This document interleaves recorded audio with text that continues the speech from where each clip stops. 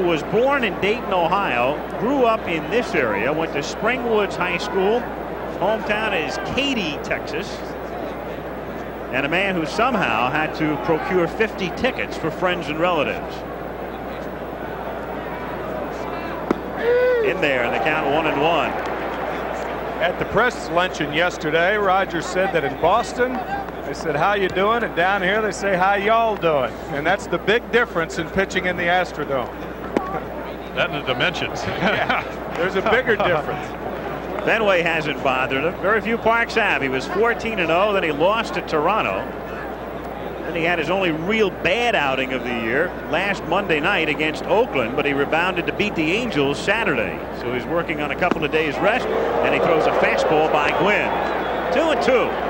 Pretty good idea right there, Al, as you look at the dimensions here at the Astrodome. Right there, Tony Gwynn, as you said, leading the league, the National League in hitting, knows the fastball's coming, swings right through it. You don't see that very often. In the gap toward left center field, but moving over is Henderson to make the play as the ball hangs. One left fielder flies out to the other for the first out in the first inning. Gwynn is gone, and that brings Ryne Sandberg to the plate. Most of the National Leaguers, those in the starting lineup, have been in slumps of late. Sandberg hitting .272, so for Ryne, not a spectacular year by any stretch of the imagination, and a bad year, of course, for the Cubs and just about anybody else outside of the Mets and Montreal in the East. But Ryne, the MVP a couple of years back, and the fans remember. In there for a strike, 0-1. Clemens consistently in the mid-90s, 96 and up to 97 thus far on the gun. Here's the 0-1 pitch. Fouled away. Sandberg in the month of July, to illustrate the National League slump amongst the starters, is hitting .184, and the starting 8 minus Gooden through the month of July is hitting just .239. His slump mirrors that of the Cubs. Even when they do hit their home runs, usually nobody's on. They've struggled both offensively and defensively, and especially with their pitching. A lot of injuries. Last year, all 5 Cubs starters were at one time or another on the DL. This year, more of the same. And Bruce Fleming brings him up as Ryne Sandberg takes called strike 3. So the first strikeout of the All-Star game belongs to Clemens. Excuse me, Al. Rich Gedman talks about, and Lance Parrish receives this ball. Look where it is, right on the corner, 97 miles per hour. Tough to get the bat off your shoulder. 2 down, bases empty with no score. And now Keith Hernandez of the Mets. It's his 4th All-Star game, but his first start. And it's been difficult for just about any other first baseman outside of Steve Garvey to start for the National League over the past decade. In there, 0-1. Keith, of course, all the way down from really hitting about a season high of .338. He's been in another prolonged slump. But again, another one of those more than one-dimensional, as we see the excellent curveball. Can help you with a glove. He's won 8 straight Golden Gloves down at first base. You've seen him play just a little bit tired, not concentrating with the big lead the Mets have, Tim? Well, he has a slow bat, but as you said, he can help you with the glove.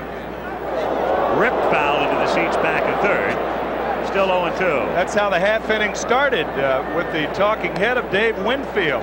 And Dave Winfield also can help you with a glove. The only thing is Winfield's hitting 70 points lower than Hernandez. The Yankees are trying to catch the Red Sox, and the Mets are comfortably 13 games ahead of the Expos. That's the reason Hernandez is playing and Winfield is playing sparingly the last 2 weeks.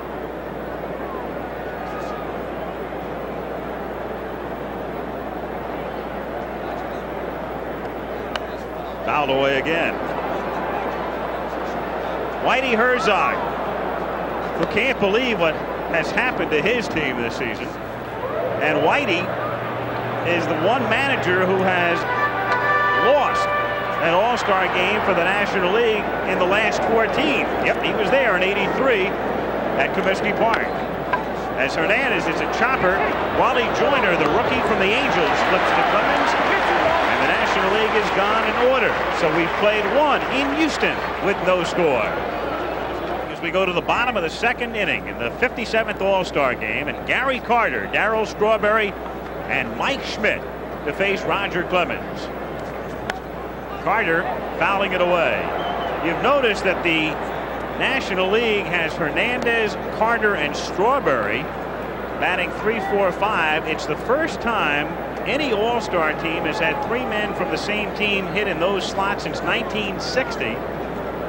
As you can see it right there, Maris, Mantle, and Skowron of the Yankees. As Carter hits a fly ball to center field, and Kirby Puckett comes in to make the play. And then for emphasis, back in 1960, Yogi Berra hit 6th. Well, you saw Kirby Puckett right there. One of the most difficult things in the Astrodome is to sometimes follow a fly ball. Go back, first time they ever played here in 1965. We played the first day game. The Orioles came down here along the Yankees, and we won 12-9. Boo Powell played left field. We won the game because we hit more fly balls. Mickey Mantle hit the first home run that day, right? Well, the night before on Friday night, line drive into the center field seats or up the chute.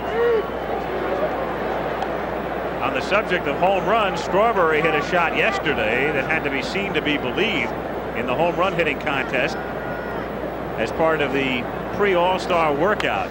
He fouls it away. He hit a speaker in deepest, darkest right center field. And if he does that during the game, it's in play. There it is. And as we pull back, that's how far that ball traveled. A monstrous shot. And he's only the second man to have done it in the Astrodome. The other was Mike Schmidt back in '74 in a game, and it wound up as a single. Good fastball. Clemens has retired the 5 men he's faced. That's his second strikeout. And speaking of Schmidt, he comes up next. Well, Clemens doesn't throw very many bad fastballs. You look where Lance Parrish is sitting, look where the ball ends up. And that's one of the reasons for his success. 97 miles per hour, and more times than not, he hits the glove. And again, it was a fastball that was up in the strike zone. Both of these fine young pitchers, high ball pitchers. Unless, of course, they throw the breaking ball. That high gas, it's tough to catch up with it. And as we said, one of the reasons that Gooden has not been as successful this year, he's been getting the ball down. Clemens throwing it by Schmidt in the count 0-1.